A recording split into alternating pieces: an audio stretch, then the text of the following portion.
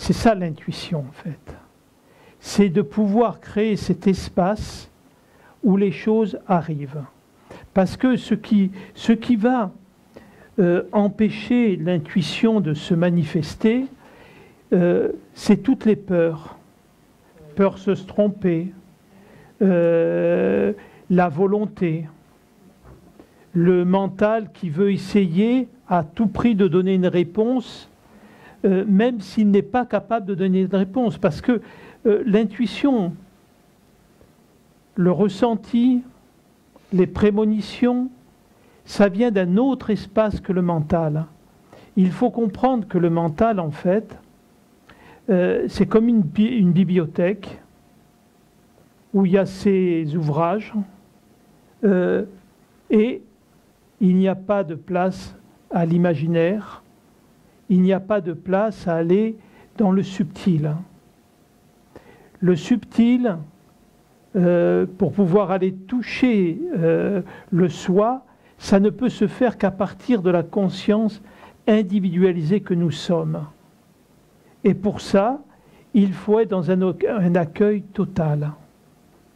Dès qu'il n'y a pas accueil, le ressenti ou l'intuition ne va être entendu que si c'est conforme à ce que je souhaite. Si effectivement mon intuition ne correspond pas à mes choix et à ce que je voudrais, c'est phagocyté et le mental le transforme. Donc, l'intuition, c'est ce que nous sommes.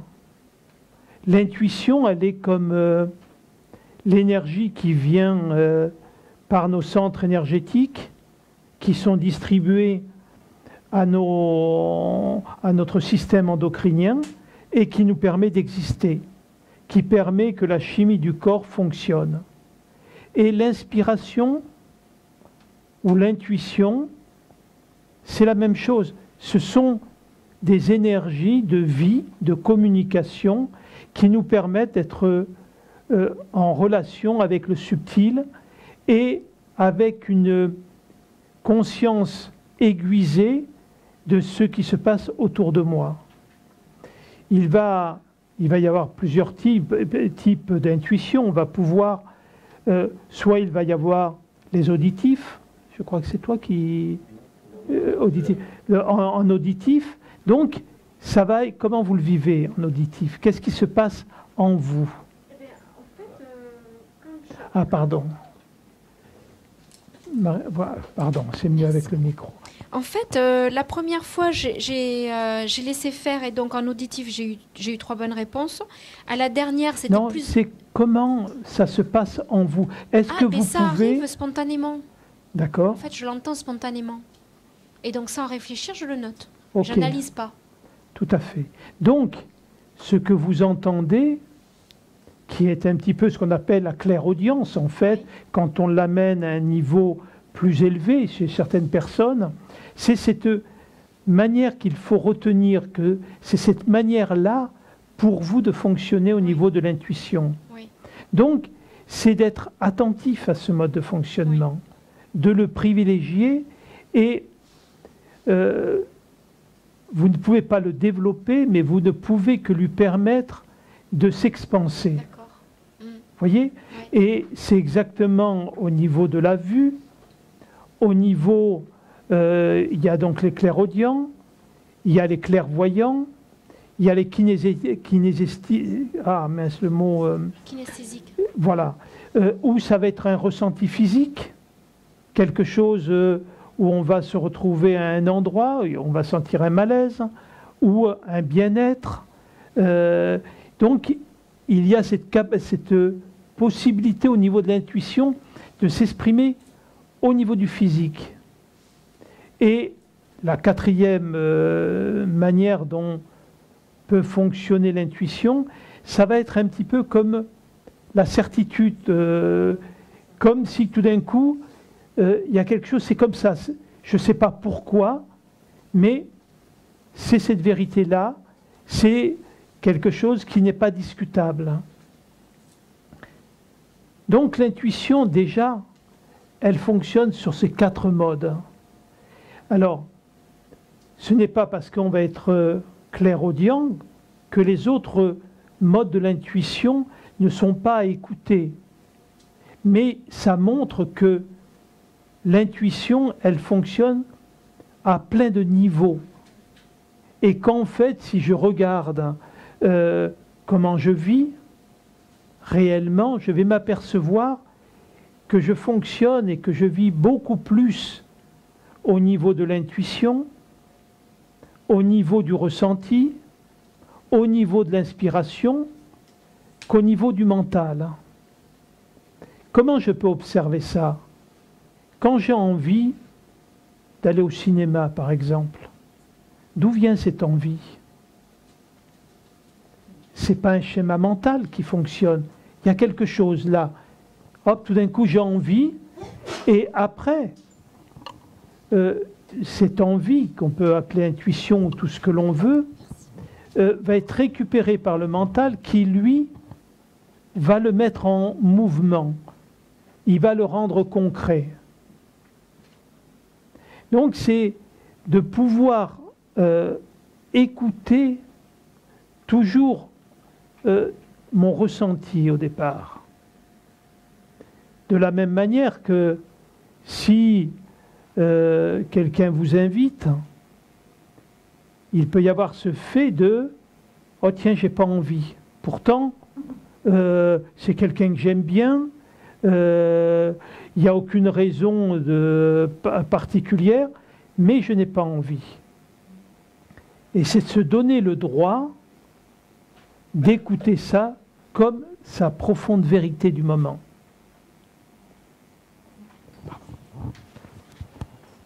Est-ce que tu peux préciser, je pense que tu l'as déjà dit, mais à quel moment c'est de la non-envie et à quel moment c'est de la peur? Tout à fait. Et c'est un peu ce que je viens de dire. C'est quand c'est de la peur, quand c'est de la non-envie comme ça, ou de la flemme comme on parlait ce matin, on le sait. On sait que c'est... Mais quand c'est l'intuition de c'est pas bon que tu y ailles, il n'y a pas de confusion. C'est une certitude qui est là. L'intuition, c'est souvent cette petite voix, comme tu disais tout à l'heure ce matin, qui peut être transmise au niveau d'une perception ou par notre guidance. Il y a quelque chose qu'il ne faut pas. C'est comme un signal d'alerte. Et donner la différence de cette manière-là, juste en expression, c'est difficile. Tu vois? Parce que pour moi, c'est difficile de parfois savoir si ce que je perçois d'un truc où je ne le sens pas, c'est pas un schéma mental. Je sais bien. Voilà, moi, c'est ma... Voilà, non, mais je le comprends bien. Mais c'est uniquement parce que tu ne te mets pas au niveau du silence intérieur. Quand il n'y a pas de bruit, on entend tous les petits sons. Quand il y a du bruit, on n'entend rien, c'est le bruit qui couvre tout. Et si on ne se met pas en silence, si on ne vit pas au niveau de la présence, l'intuition, l'inspiration que l'on peut recevoir, elle peut être difficile à entendre. Parce que le mental, il est tout le temps en mouvement. Une fois, j'avais été très surpris, j'étais en voiture, j'allais faire une course, et j'avais posé une question. Bon, j'ai posé la question, j'ai laissé libre, et donc j'étais, je sais plus, j'étais un peu pris par le temps, donc je pensais un petit peu à tout ce que j'avais à faire, etc. Et tout à coup, je me suis aperçu qu'en fait, la pensée qui était présente, c'était la réponse à ma question. Et comme le mental était bruyant, c'était pris dedans. Donc dès que je m'en suis aperçu, je suis revenu au niveau de la présence, Et j'ai pu entendre clairement la réponse à ma question. Donc, il faut faire le silence. Il faut être dans cet accueil et en sachant que dans le cas où ça se produit et où tu as le sentiment, tiens, là, est-ce que c'est que j'ai pas envie, est-ce que c'est juste, est-ce que c'est pas juste? Dans ce moment-là, tu te mettras dans la tranquillité. Et tu ressens juste le fait d'y aller. Et à ce moment-là, il va y avoir plus de clarté. C'est, j'ai bien envie d'y aller, mais il y a quelque chose qui me retient. Tu vois? Ou, oh non, j'ai pas envie d'y aller parce que j'aurais envie de faire ça. Et ça va se clarifier comme ça. Mais au départ, travailler son intuition, c'est un peu comme apprendre un instrument. Et il faut se mettre dedans, il faut pratiquer, il faut être attentif. Parce que le mental, il est tout le temps en mouvement. Globalement, dans les neurosciences, on considère qu'une personne lambda a à peu près 80 000 pensées par jour. Donc, ça en fait du bruit, hein. 80 000 pensées qui passent. Donc, il n'y a pratiquement jamais d'espace libre.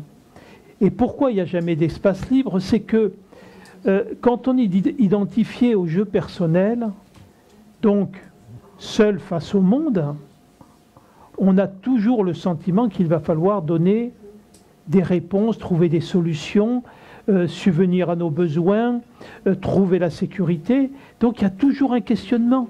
On ne s'en rend même pas compte. À la limite, on est même en train, j'ouvre une porte, avant d'ouvrir la porte, je me demande qu'est-ce qu'il peut y avoir derrière aussi.